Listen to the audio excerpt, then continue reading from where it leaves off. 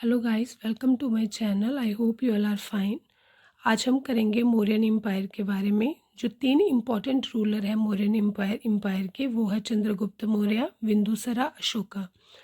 चंद्रगुप्त मौर्य का टेन्योर है 329 बीसी से लेकर 297 बीसी तक।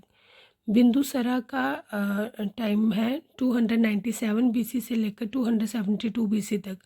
और अशोका का टेन्योर है 268 बीसी से लेकर 232 बीसी तक। आज हम डिस्कस करेंगे चंद्रगुप्त मौर्य के बारे में। He was the founder and first emperor of the Mauryan empire. अगर हम इसके ओरिजिन की बात करें तो अकॉर्डिंग टू ब्राह्मणिकल टेक्स्ट इसको शूद्रा माना जाता था, क्योंकि he was the born of Mura, जो कि नंदा के कोर्ट में थी। अकॉर्डिंग टू बुद्धिस्ट टेक्स्ट ये एक क्षत्रिय था जो कि मौर्यन क्लैन का था, जो कि कहाँ रहती थी, गोरखपुर में। दैट्स वाई इसको मौर्य एम्पायर का नाम दिया गया था। According to Greek writer Justin के अकॉर्डिंग इसका जो ओरिजिन था वो हम्बल था, मतलब ये किसी रॉयल फैमिली से बिलोंग नहीं करता था। ठीक है,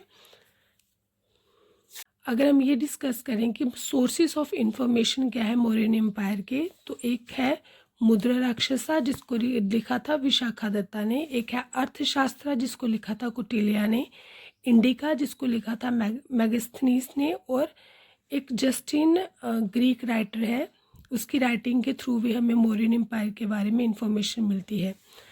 अगर हम इनकी एडमिनिस्ट्रेशन की बात करें तो एडमिनिस्ट्रेशन के बारे में हमें पता चलता है फ्रॉम अर्थशास्त्र एंड इंडिका। मैगस्थनीस का कहना था कि जो राजा था उसके पास काउंसिल ऑफ मिनिस्टर था, बट ये कहीं नहीं कहा गया, कहीं नहीं बताया गया कि वेदर जो राजा था वो मिनिस्टर की बात मानता था कि नहीं मानता था। तो हम ये बोल सकते हैं कि जो मौर्यन एडमिनिस्ट्रेशन था वो सेंट्रलाइज था, दैट इज़ वो राजा के अराउंड ही होता था, जो राजा का निर्णय होता था वही फाइनल होता था। अगर काउंसिल ऑफ मिनिस्टर की बात करें तो काउंसिल ऑफ मिनिस्टर में युवराज होता था जो कि क्राउन प्रिंस होता था, पुरोहित होता था, प्रिस्ट होता था, सेनापति जिसको कि कमांडर बोलते थे, और मंत्री होते थे। ठीक है, मौर्यन एम्पायर क्योंकि बहुत बड़ा एम्पायर था तो इसको 5 प्रोविंसेस में डिवाइड किया गया था।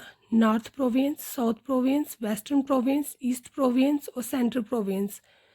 नॉर्थ प्रोविंस की कैपिटल थी तक्षशिला, साउथ प्रोविंस की कैपिटल थी सुरवनगरी, वेस्टर्न प्रोविंस की कैपिटल थी उज्जैन, ईस्टर्न प्रोविंस की कैपिटल थी तोसाली, और सेंट्रल प्रोविंस की कैपिटल थी पाटलिपुत्रा।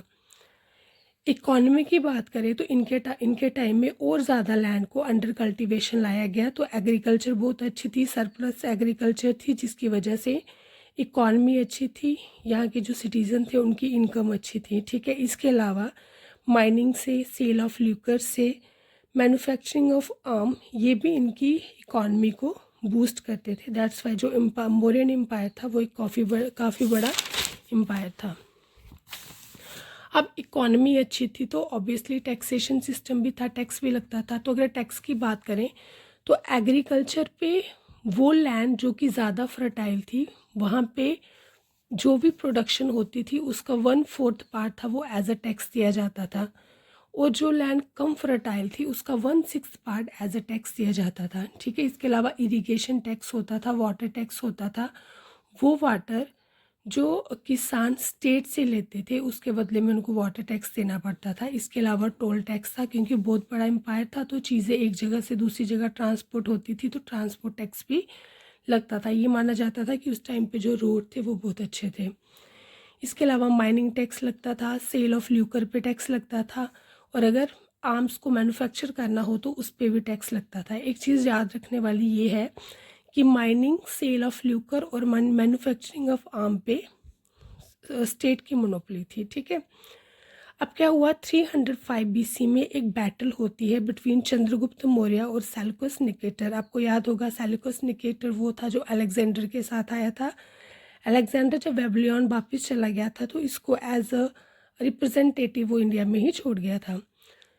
तो इन दोनों में बैटल होती है और वो उस बैटल को चंद्रगुप्त मौर्य जीत लेता है, और बाद में इनके बीच में समझौता हो जाता है। इस समझौते में जो चंद्रगुप्त मौर्य था वो सेल्यूकस को 500 एलिफेंट्स देता है, और उसके बदले में सेल्यूकस उसको अपनी लैंड टेरिटरी देता है, और अपनी बेटी हेलेना की शादी भी चंद्रगुप्त मौर्य से करता है। अब क्या हुआ था कि मगधा में 12 ईयर का फेमाइन हुआ था। तो किसी पंडित ने चंद्रगुप्त मौर्य को ये कहा था कि जो भी आपने ब्लड शेड किया है, जो भी लोगों पे आपने अत्याचार किया है, उसकी वजह से ये फेमाइन हुआ है। तो चंद्रगुप्त मौर्य ने अपना जो क्राउन था वो छोड़ दिया था और एंड में वो कर्नाटका साउथ में माइग्रेट हो गए थे। वहाँ पे उन्होंने जैनिज़्म अडॉप्ट कर लिया था और अपने आखिरी दिन उन्होंने वहीं पे स्पेंड किए थे।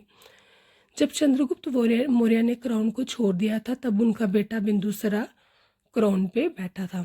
तो guys, this is all about Chandragupta Maurya. In our next video we will discuss about Bindusara and Ashoka. Till then, bye bye.